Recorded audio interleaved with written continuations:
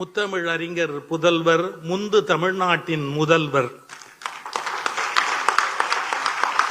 அவர்கள் உள்ளிட்ட வணங்குதலுக்குரிய துறவியர் பெருமக்கள் வாழ்த்துரைக்க இங்கே வருகை தந்திருக்கிற தம்பதியர் அனைவருக்கும், அரசியல் பிரமுகர்களுக்கும் என்னுடைய அன்பான வணக்கம். காலையில ரொம்ப சீக்கிரம் வந்துட்டீங்க. ஒய்ஃபோட ரொம்ப நேரம் உட்கார்ந்து இருக்கிறது எவ்வளவு பெரிய அவஸ்தை அப்படின்னு இதுக்கு கைதட்டின ஆண்களுக்கெல்லாம் வீட்டுல போய் பரிசு இருக்குது. இங்க வருவதற்கு முன்னாடி ரொம்ப நல்லா மெல்லிசை பாடுனாங்க. அதுல வேணும்னே உன் கண்ணில் நீர் வழிந்தால் என் நெஞ்சில் உதிரம் கொட்டுதடிங்கிற பாட்டு வேணும்னு அமைச்சரை நான் கேட்டேன். அவங்களும் முதல்ல பாட முடியாம பாடினாங்க. நானும் கவனிக்கிறேன், ஒருத்தர் கூட அந்த பாட்டு பாடும்போது ஒய்ஃபை பார்த்து அப்படியே முகத்துல பாவத்தை காட்டி அந்த சிவாஜி கணேசனும் பத்மினியும் இருந்த மாதிரி இன்னைக்கு ஒரு நாளாவது அப்படி ஒரு வாய்ப்பு கிடைச்சது.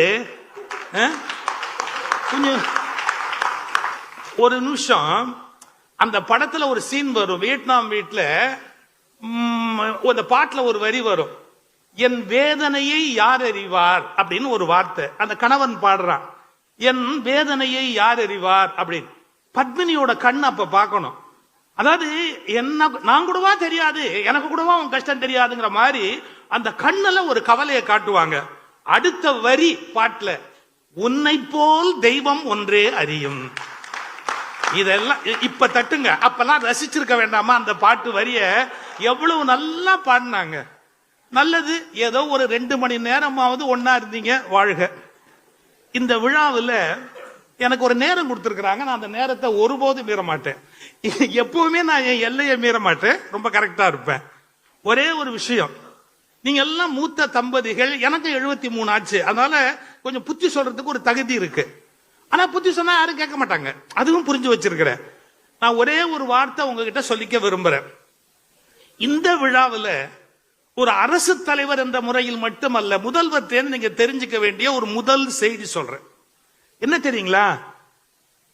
என்னுடைய அருமை சகோதரியார் துர்கா ஸ்டாலின் அவர்கள் கோயில் கோயில் கோயில் கோயில்னு போயிட்டே இருப்பாங்க. எங்க முதல்வர் எப்படின்னு கேட்டீங்கன்னா, கோட்டை கோட்டை கோட்டை கோட்டைன்னு கோட்டைக்கு போயிட்டே இருப்பார்.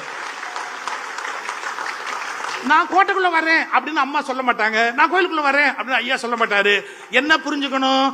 யாரும் தன் துணைவியார் அல்லது துணைவருடைய விஷயத்தில் அதிகம் தலையிடாமல் இருந்தால் குடும்பம் ஆனந்தமாக இருக்கும். I know my limitation, I will not exceed. நான் ஒன்ன அடக்க மாட்டேன், நான் உண்மையிலேயே அடக்கி ஏறி சவாரி பண்ண மாட்டேன். இந்த உணர்வு இருந்தால் இல்லறம் 70 அல்ல 80 அல்ல 100 வயதானாலும் இல்லறம் இனிமையாக இருக்கு. இப்ப எனக்கு வயசாச்சா, நான் வீட்டில் என்ன சொல்லுவேன், நான் ஒய்ஃப் பாரு, நீ ஒய்ஃப் நான் ஹஸ்பண்ட், இந்த மாதிரிலாம் கான்செப்ட்லாம் இனிமேல் ஒத்து வராது. நீயும் நானும் ஃப்ரெண்ட்ஸ், நீயும் நானும் ஃப்ரெண்ட்ஸ். உங்க யாராலெல்லாம் கணவனும் மனைவியும் ஃப்ரெண்ட்ஸா இருக்க முடியுமோ, சாமியாருங்களுக்கெல்லாம் இந்த அதிர்ஷ்டம் இல்லை, நமக்கு தான் அதிர்ஷ்டம். அதனால நம்ம 2 பேரும் ஃப்ரெண்ட்ஸ் அப்படிங்கிற எண்ணத்தோட. இப்ப நான் ஃப்ரெண்ட்ஸ்ன்னு சொன்னா நீங்க என்ன ஒரு மாதிரி பார்க்க கூடாது. எங்க பாட்டன் திருவள்ளுவன் சொல்லி வச்சிருக்கான். எப்படி? உடம்போடு உயிரிடை அன்ன, உடம்போடு உயிரிடை அன்ன மற்றன்ன மடந்தையோடு எம்மிடை நட்பு அப்படின்னார். மனைவியோடு வாழ்கிற வாழ்க்கை நட்பு என்ற வார்த்தையை திருவள்ளுவர் பயன்படுத்தி இருக்கிறார். உலகத்திலேயே கணவனும் மனைவியும் ஆண்டான் அடிமையா இருக்கக்கூடாது. அவர்கள் வாழ்க்கை முழுவதும் நண்பர்களாக இருந்தால் நிச்சயமாக மிகப்பெரிய வெற்றி பெறும் என்பது வள்ளுவருடைய கருத்து. இப்ப இந்த திருமண விழாவை பற்றி சொல்லுகிறேன். எங்கள் செயல்வேக மிக்க அமைச்சர் அவர்கள் இந்த துறையிலே முதல்வர் இட்ட கட்டளையை நிறைவேற்றுவதில் அதிக ஆர்வம் உடையவர்கள். சட்டசபையில் எவ்வளவு அறிவிச்சாங்க தெரியுங்களா? 2000 தம்பதிகளுக்கு திருமணம் அப்படின்னு. 2000 முடிந்து இன்று 500 சேர்ந்திருக்கிறது. அவர்கள் எப்படின்னா, சொன்னதை செய்வோம் என்பது மட்டுமல்ல, சொன்னதற்கு மேலேயே செய்வோம் என்ற அடிப்படையில் 2000 திருமணங்கள் சட்டசபையில் அறிவித்ததை முடித்து, இதுபோல் வயதான பெருமக்களுக்கு மரியாதை செய்வது முடித்து 500 ஆனால் முதல்வர் வருகிற போது கேட்கிறார்கள், ஏன் அடுத்து 20,000 பேருக்கு செய்ய வேண்டும், இந்த துறையில் இருந்த அத்தனை பேருக்கும் தர வேண்டிய மரியாதையை தர வேண்டும் என்று அமைச்சருக்கு சொல்லி இருப்பதாக அமைச்சர் அவர்கள் இப்போது தெரிவித்தார்கள். நீங்க புரிஞ்சுக்கணும், நல்லது செய்யணும் அப்படிங்கிற அந்த உணர்வு இன்னைக்கு மிக மிக அவசியம். நான் எனக்கு ஒரு நேரம் கொடுத்திருக்கிறாங்க, நான் அதை பல்லவி மாதிரி சொல்லிக்கிட்டே இருப்பேன். ஒரு நாள் நான் எக்ஸிட் பண்ண மாட்டேன். பாருங்க, இந்த விழாவை இங்க நடத்துற போது துறை நடத்துகிறது. வயதானவங்களுக்கு ஒரு பெரிய சிக்கல் இருக்கும் வாழ்க்கையில, புரிஞ்சுக்கிறது, மறதி அதிகமா இருக்கும். ஆனா அது பெரிய வரப்பிரசாதம். இல்லைன்னா நிறைய கோபம் வரும், பல விஷயத்தை ஞாபகம் வச்சு சண்டை போட்டுக்கிட்டே இருப்போம். நமக்கு மறதிங்கிறது ஒரு பெரிய வரப்பிரசாதம். வயதானால் நமக்கு மட்டும் மறதி வருவதில்லை, நம்மை சுற்றி இருக்கிற எல்லோருமே நம்மை மறந்து விடுவார்கள். நாம் அவர்களுக்கு செய்ததோ, நாம் அவர்களுக்காக வாழ்ந்ததோ, அவர்களுக்கு என்னென்ன உதவி செய்தோம் என்பதையோ வயதான பிறகு யாரும் நினைவில் வைத்திருக்க மாட்டார்கள். வயதானவருக்கும் மறதி வருகிறது, வயதானவர்களை பற்றி எல்லோருக்கும் மறதி வருகிறது. ஆனால் இந்த துறை உங்களை மறக்காமல் 70 அழைத்து கௌரவிக்கிறது என்றால், உறவினர்கள் மறந்தாலும் உறவினர்களை மேலே துறை உங்களிடத்தில் உறவினர் போல நினைவு வைத்திருக்கிறது என்பதற்கு அடையாளம். 2-3 நல்ல கருத்து சொல்றதுக்கு இந்த இடத்துல பயன்படுத்துறேன். எத்தனையோ பெண்கள் என்கிட்ட பேசும்போது சொல்லுவாங்க, எத்தனையோ பெண்கள் பேசும்போதுனா தப்பா நினைச்சிடாதீங்க, நான் பேசிட்டு இறங்கின உடனே பேசுவாங்க. இங்க இருக்கிற ஆண்களுக்கு ஒரு ரகசியம் சொல்றேன், நீங்க எப்போ உங்க ஒய்ஃபை கூப்பிட்டாலும் வரல, நான் ரொம்ப நேரமா கூப்பிட்டுக்கிட்டே இருக்கிறேன், ஒரு சின்ன சீக்ரெட் சொல்லி கொடுத்துட்டு போறேன். நீங்க துணி இனி எடுக்க போறீங்க, கடைக்கு போறீங்க, நீங்க ரொம்ப நேரம் வாசல்ல காத்திருப்பீங்க. வாட்ச்மேனுக்கு அடுத்தாவில பார்த்தா ஹஸ்பண்ட் தான் உட்காந்துருப்பான் இந்த துணி கடை வாசல்ல. நீங்க உள்ள போய் தேடுவீங்க, உங்களுக்கு அங்கேயும் மேட்ச் கிடைக்கல. சரி, அது மேல நிறுத்திடுவோம். அதோட உங்க மனைவி வரலன்னு வச்சுங்கன்னா, இப்போ ஒரு சீக்ரெட் சொல்லி கொடுத்துட்டு போறேன்.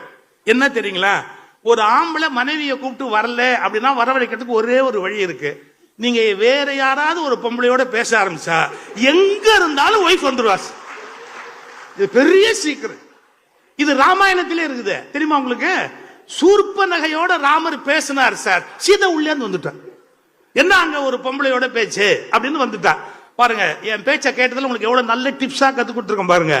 இனிமே ஒய்ஃபை கூப்பிடணும்னா நிறைய பெண்களோட நீங்க பேசுறதுக்கு பழகணும். சரி, அது ஒரு பக்கம் அப்படியே விட்டுருவோம். இப்ப முக்கியமா நம்ம தெரிஞ்சுக்க வேண்டிய விஷயம், நிறைய பெண்கள் சொல்லுவாங்க, நான் என் கணவருக்காக சோம கௌரி விரதம் இருக்கிறேன், கேதார கௌரி விரதம் இருக்கிறேன், லட்சுமி விரதம் இருக்கிறேன். அம்மா, நீங்க ஒரே ஒரு விரதம் இருந்தா ஆண்கள் 100 வயசு இருப்பாங்க. மௌன விரதம் இருந்தீங்கன்னு வச்சுங்க, மௌன விரதம் மட்டும் நீங்க இருந்துட்டீங்கன்னு வச்சுங்க, ஆம்பளைங்க 100 வயசு ஸ்ட்ராங்கமா கண்டிப்பா வாழ்வாங்க. அது ஒண்ணுதான் உங்களால முடியலங்கிறீங்க, பரவாயில்ல, ட்ரை பண்ணி பாருங்க. இன்னொரு முடியாதா? இன்னொரு பெரிய முக்கியமான விஷயம், முதுமையில நாம வெற்றி பெறணும்னா, இந்த காலத்தை கொண்டு போனோம்னா எப்படி வெற்றி பெற முடியும்? இதுக்கு நான் ஒரு பிலாசபி சொல்லி கொடுத்துட்டு போறேன். நாம் வயதான பிறகு வீட்டில் பிள்ளை பேரன் பேத்தியோடு இருக்கிற போது சாப்பிடுவதற்கு மட்டும்தான் வாய் திறக்க வேண்டும். நம்மை கேட்காத போது நம் மகனுக்கோ மகளுக்கோ பேரனுக்கோ பேத்திக்கோ நாம் அறிவுரை சொல்வதை நிறுத்திவிட வேண்டும்.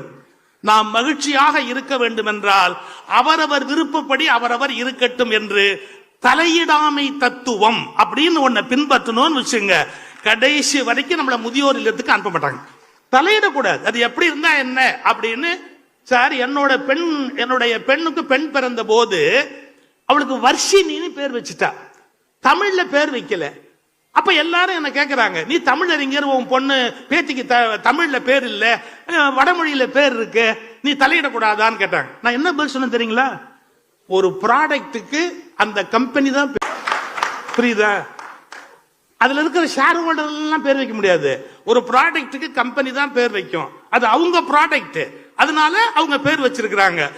என் பேரனையும் பேத்தியும் பொறுத்த அளவுல முத்தம் மட்டும்தான் என்னுடைய சம்பந்தமே ஒழிய வேறு எதிலும் எனக்கு சம்பந்தம் இல்லை.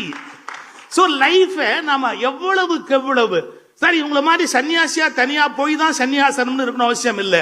வீட்டில் இருந்தபடியே துறவரத்தை மேற்கொண்டால் வாழ்க்கை இனிமையுடையதாக இன்னும் பல்லாண்டு நீண்டு வரும் என்பதை மறந்துவிடக் கூடாது. அப்புறம் இந்த மறதி வருகிற போது ஒரு பெரிய ஒரு உண்மையை நம்ம புரிஞ்சுக்கணும். ராமலிங்கம்னு ஒரு பேச்சாளர் சொல்வாரு, ஒய்ஃபு சாப்பாடு போட்டுக்கிட்டு இருக்கும்போது புருஷன் சும்மா இல்லாம சொன்னாராம், இது இந்த முரட்டுக்காளேன்னு ஒரு படத்துல பாலச்சந்தர் படம் எடுத்ததுல ரஜினிகாந்த் என்னமா நடிச்சாரு அப்படிங்கிற போது அந்த அம்மா குழம்பு ஊத்திக்கிட்டே சொல்லிச்சான், யோ தெரிஞ்சா பேசு, தெரியாட்டி பேசாது. முரட்டுக்கால படம் யாரு டைரக்டர்? SP Muthuraman director. ஒன்னும் நினைவுல இல்ல பேசுறாரு. அப்ப புருஷன் சொன்னானா, இதெல்லாம் உனக்கு நினைவுல இருக்கு, சாம்பார்ல உப்பு இல்லைங்கிறது மட்டும் ஏண்டி உனக்கு தெரியல. இதுல என்ன அர்த்தம்? அது மாதிரி பேசும்போதே ஜாக்கிரதையா என்ன சொல்லணுமோ அது சொல்லணும். ஸ்ட்ரெயிட்டா ஹார்ஷா எதையுமே நாம சொல்லக்கூடாது. வாரியார் சொல்வாரு, சாப்பாட்டுல தலைமுடி கிடந்தா கூட பத்தியா இலை தலையில இருக்க வேண்டியது இலையில இருக்கு, தலையில இருக்க வேண்டியது இலையில இருக்கு. இப்படி ஒன்னொன்னா விழுந்துட்டா நாளைக்கு உன்னை எப்படி பார்க்க முடியும்? அப்போ ஒரு மகிழ்ச்சி வரும் அப்படிம்பார். உண்மையா சொல்லட்டுமா, தனியாக தவம் செய்வதை விட மனைவியோடு வாழ்தல் தான் மிகப்பெரிய தவம் என்பதை இந்த நேரத்தில் நான் பதிவு செய்ய விரும்புகிறேன். அந்த வயதான முதியவர்களை உலகமே கைவிடக்கூடாது என்ற எண்ணத்தில் நம்முடைய அரசு அவர்களுக்கான பல்வேறு திட்டங்களை செய்து கொண்டிருக்கிறது.